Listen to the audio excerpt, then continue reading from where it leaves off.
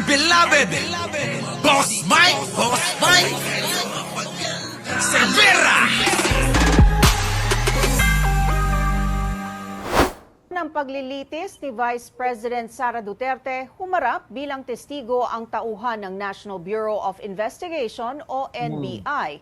Kaugnay ng aligasyong pagbabanta ng bise sa buhay ni Pangulong Bongbong Marcos.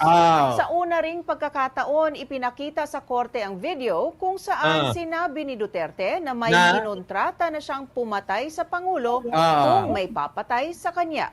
Live mula sa Senado, magbabalita si Lance Mexico. Ito kasi yan mga kababayan, itong kampo ni Sara Duterte mula kay Marcoleta hanggang sa pinakabobo na si Robin Padilla, yung mga yan hindi ho naiintindihan yung mga sinasabi nila.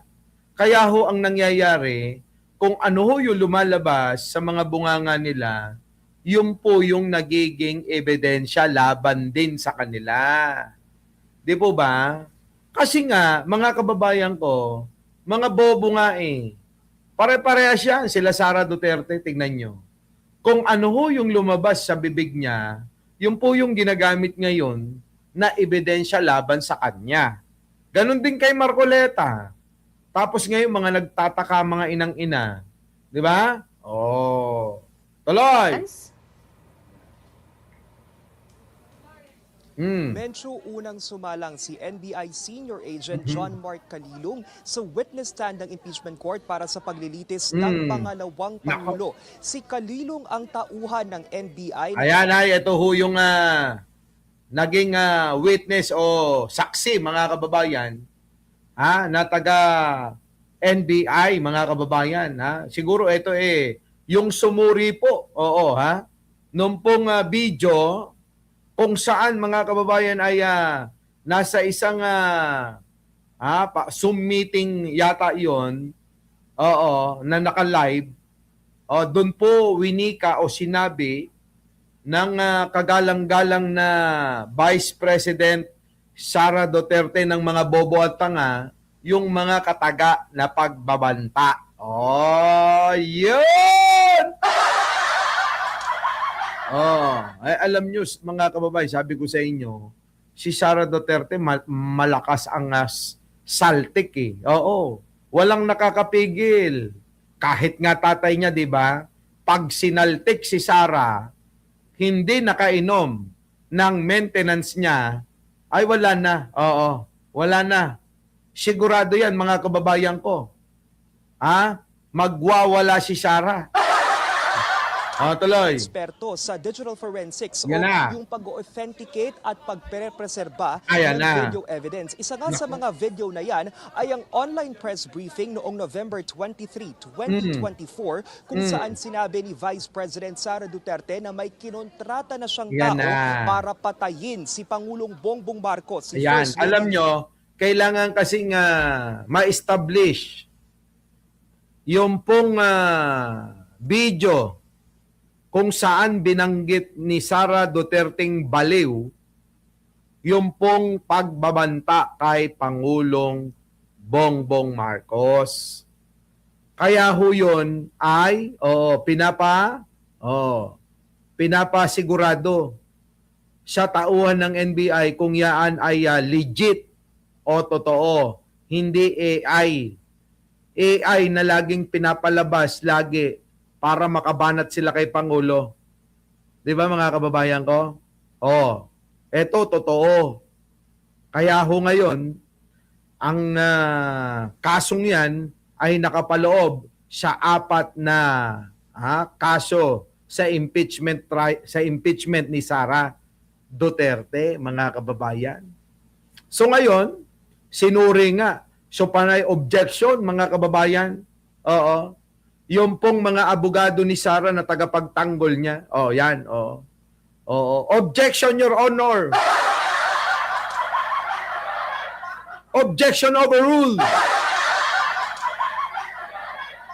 Diba, no, mga kababayan? Ganun ho talaga sa korte.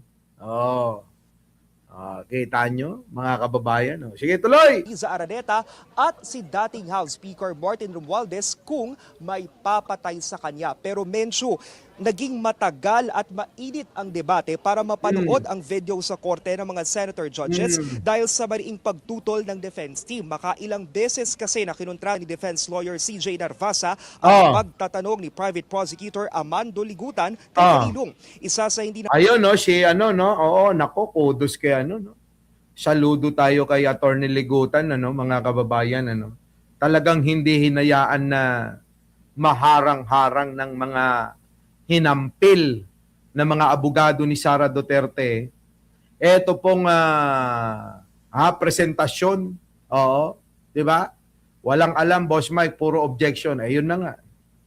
Harang-harang nga lang, pasali-sali para tumagal yung usapin. Ganyan ang ginagawa. Normal lang 'yan.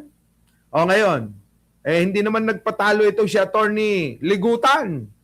Aba, mga kababayan ko talagang ipinagtanggol. Talagang idiniin yung pong dapat na malaman ng taong bayan. Ano? Lako, mga kababayan ko. Magaling, magaling. Tuloy. Napagkasunduan ang pag-play ng mas maiksing bersyon ng higit 2 oras na press conference ng bise. Nais ng prosekusyon na ipakita lang ang mas maiksi na bersyon ng video na may kinalaman sa investigasyon ng NBI. Pero isinulong ng defense na ipakita ang buong video para maintindihan ang konteksto ng ito yung putang ina, kamukha pala ni Bentong Kasi mga kababayan, Philip Alcordo, gusto ng kampo ni Sara, ito ang kamukha ni Bentong na abogado ni Sara, na ipalabas yung 2 oras mahigit. Anak ng pating, hindi naman kasi lahat kailangang ipakita. So kailangan lang maipakita o ma-establish na eto yun lang. Ilang minuto lang yun, 2 minuto lang mahigit mga kababayan, Abay, gusto na itong si Bentong. Ay, hindi, ipakita natin yung buo, yung 2 oras mahigit. Kung kayo gumagamit ng sentido común, yung mga didis hindi marunong gumamit ng kanilang common sense ba? Kayo ba? Kundi ba naman kayo, ay nako, talaga naman tanga kayo pala. Dapat gano'n ang siguro sabihin natin. Di ba? Tanga nga kayo at mga bobo kayo, kaya hindi nyo maintindihan.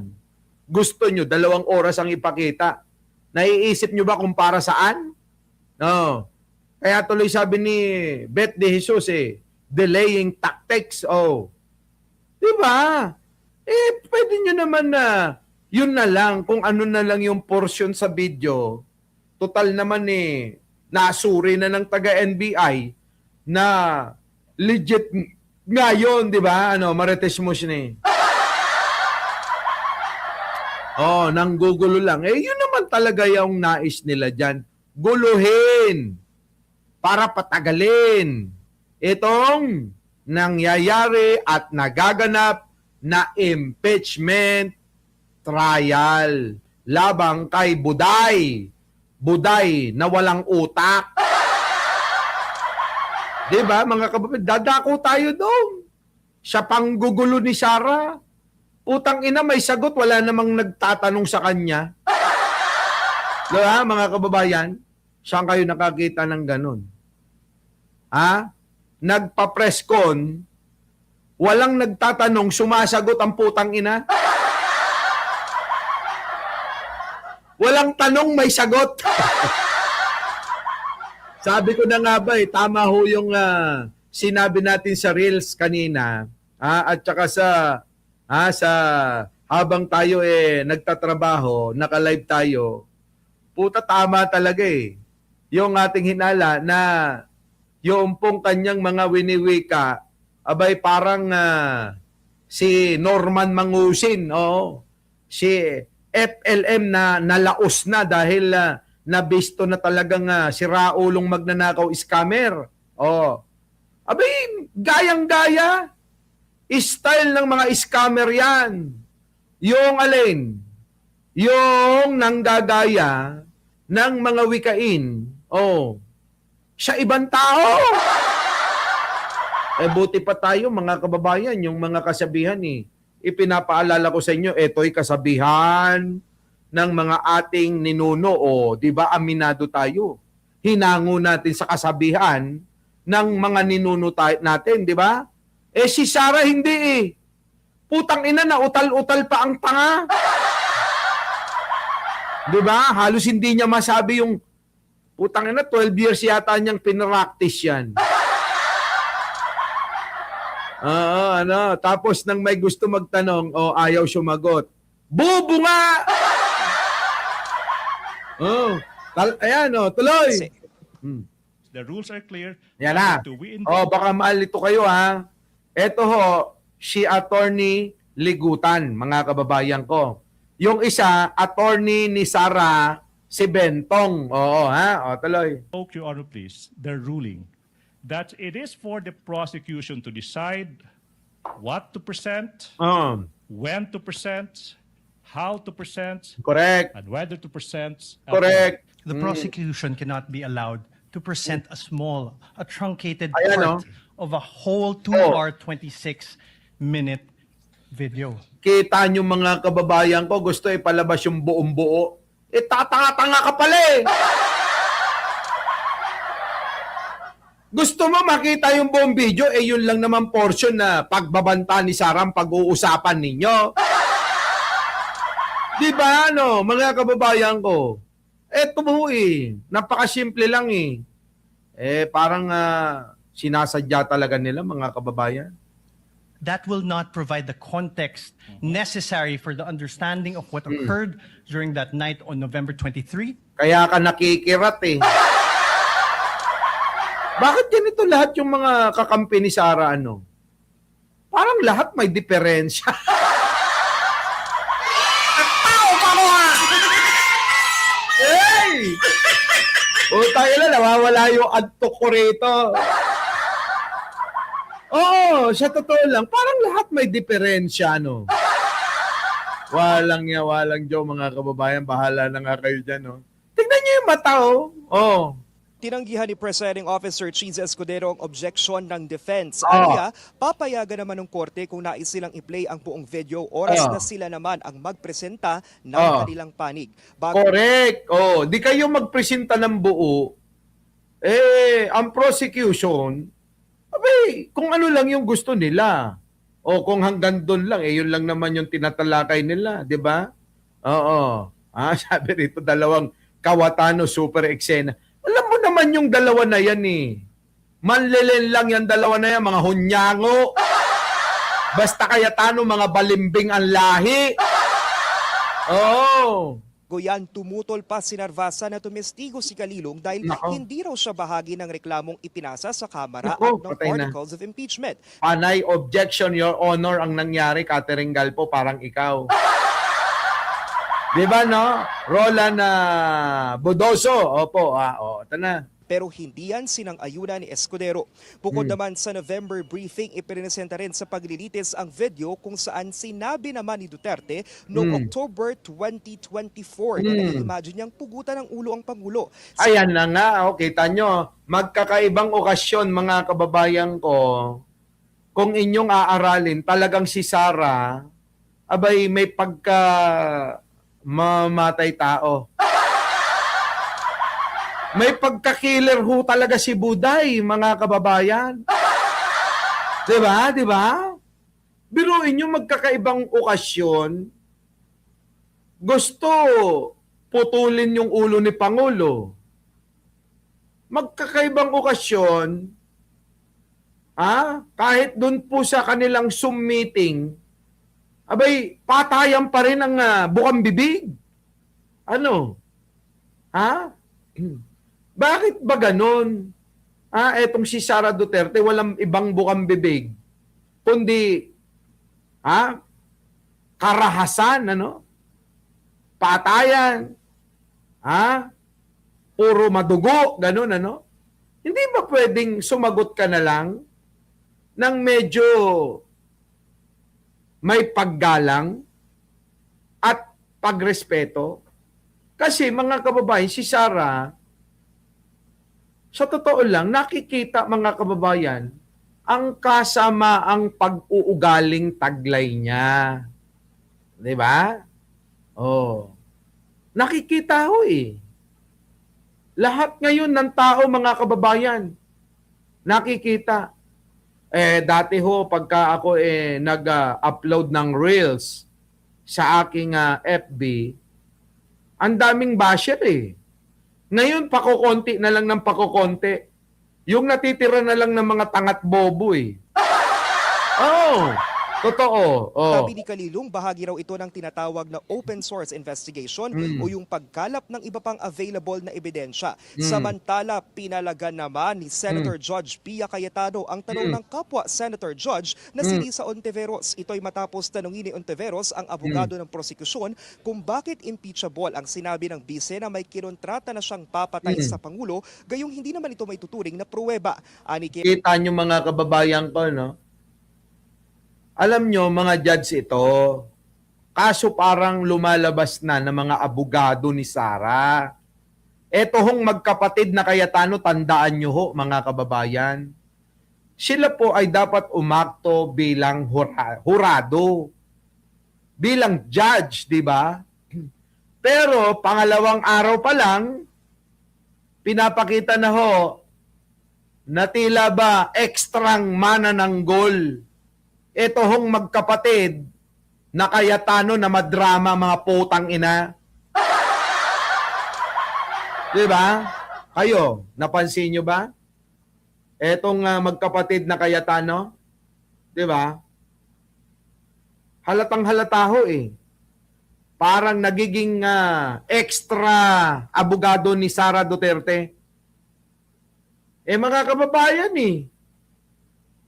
Ikaw ay judge, ikaw ay maninimbang. Sa lahat ng mga maririnig mo dyan, kailangan ay manimbang ka. Kung dapat bang i-impeach si Sara o hindi. Pero umpisa pa lang pinakikita mo na talagang bias ka na. Tama ba, Teresita Tan? Uy, nako. Umpisa pa lang nakikita mo na bias na talaga itong magkapatid na ito eh. Ano ba ito? Tomboy at bakla? Nagtatanong lang ako. Kasi yung isa, mga kababayan ko, kung malambot ako, mas malambot pa siya. Para bang lagi mga kababayan didila. Ganon, ano. Tapos ito namang si Pia, daig pa ang lalaki. Ano, mga kababayan ko? Daig pa ang lalaki, mga kababayan. Kaya natatanong ko, ano ba itong magkapatid na to? Bakla at saka tomboy?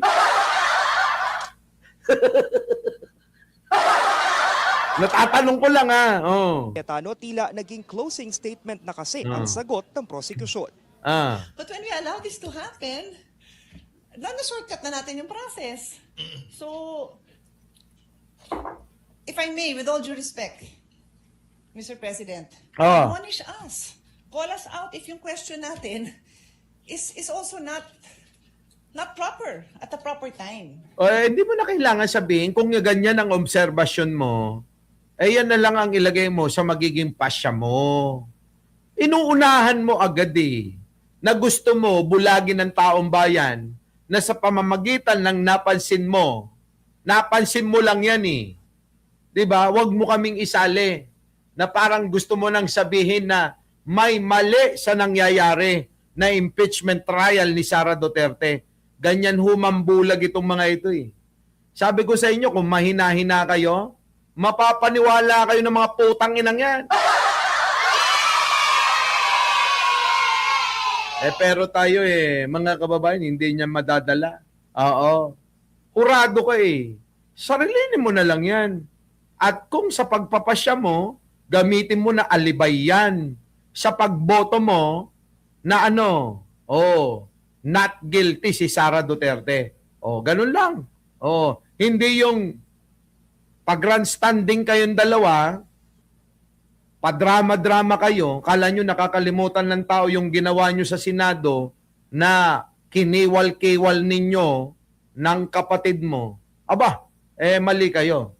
Dahil ang tao, Hindi yan basta-basta nakakalimot. Oo.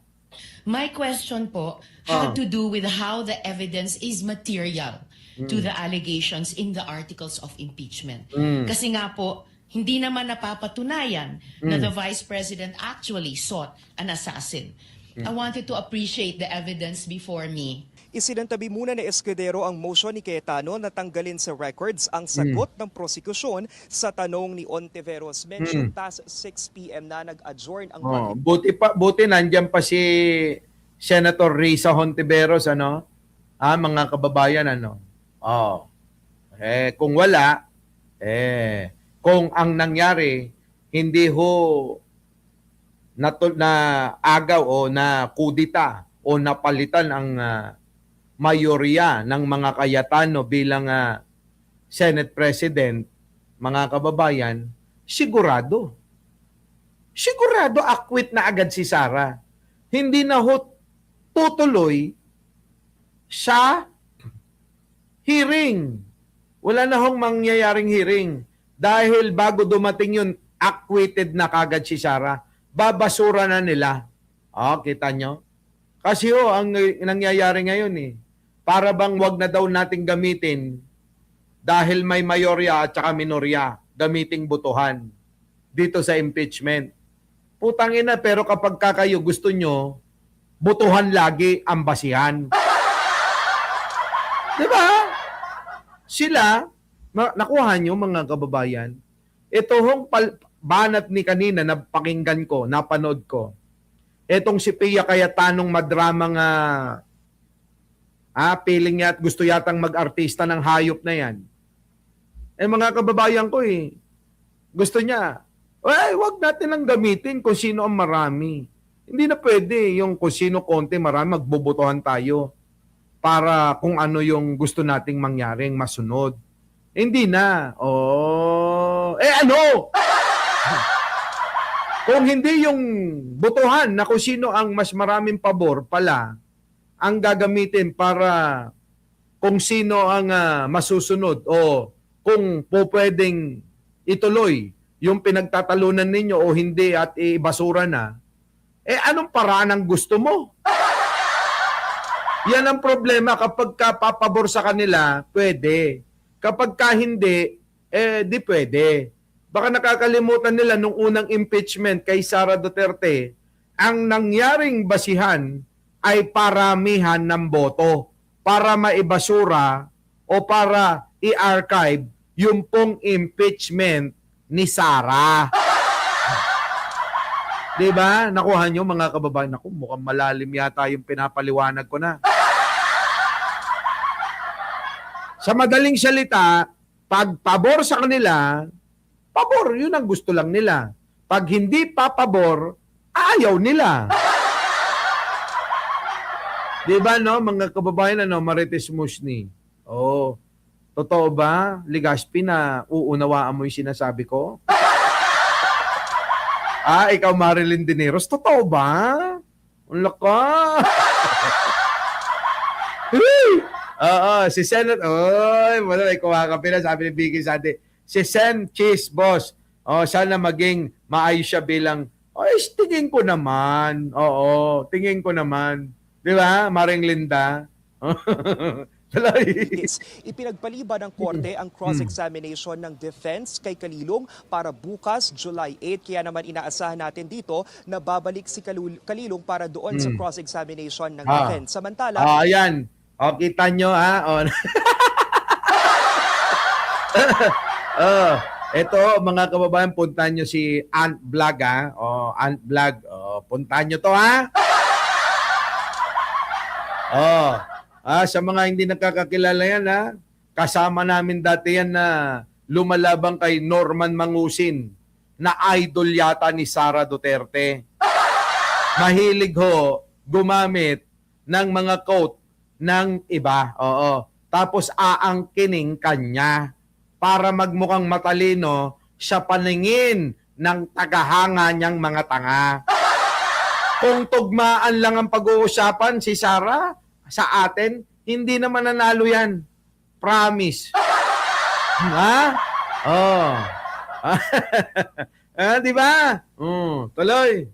Sa press briefing din ngayong gabi ay kinumpirma ni House Prosecutor Terry Ridon na naghain na ang prosekusyon ng subpoena or ng request for subpoena kay Office of the Vice President Chief of Staff Zuleika Lopez para sa Article 4 na may kinalaman sa pagbabanta sa Pangulo.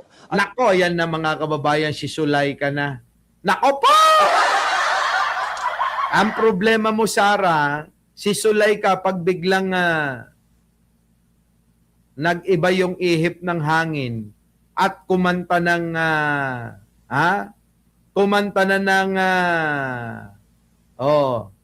My Way. At yung way patungo na siya guilty. Nako, mga kababayan ko. Yan. Yan muna ang latest dito sa Senado. Balik sa iyo, Menchu. Yan. Maraming salamat, Lance Mexico. Nag-uulat ng live mula Pasay City. Yan.